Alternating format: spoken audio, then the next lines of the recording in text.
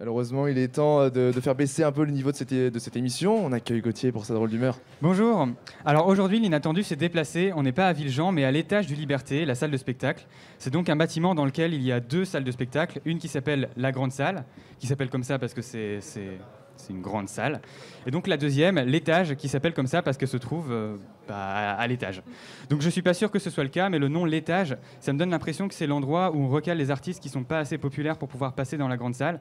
Par exemple, comme personnes qui sont passées ici, il y a il y a Angèle, Maître Gims, Aya Nakamura, donc finalement plutôt populaire. Et il y a aussi nous. Alors, question légitimité, je pense que moi, je suis pas assez talentueux pour me produire sur cette scène.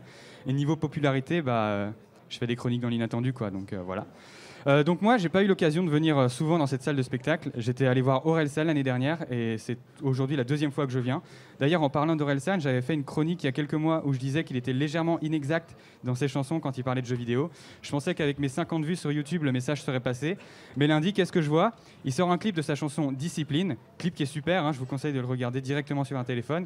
Mais il y a un moment où l'émerveillement que j'avais devant le clip est tombé en lambeaux.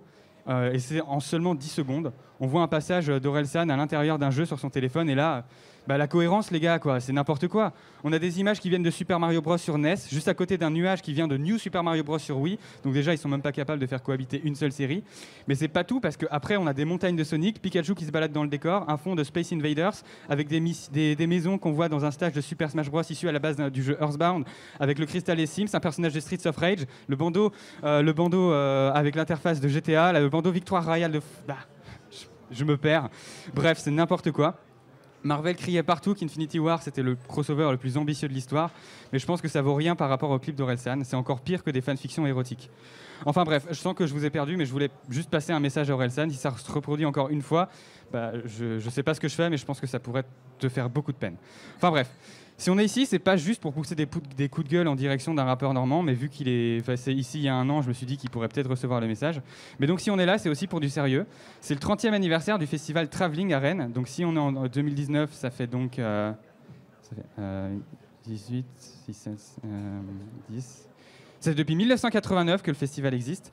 Donc le travelling, si vous parlez pas trop le langage du cinéma, en gros c'est un plan qu'on filme pendant qu'on déplace la caméra dans une direction quelconque. Donc le festival, c'est pas uniquement pendant une semaine on filme des plans en bougeant une caméra. En fait, il y a différents événements comme des films qui sont diffusés. Là encore, c'est pas uniquement des films, on peut voir des travelling parce que ce serait un peu limité, je pense.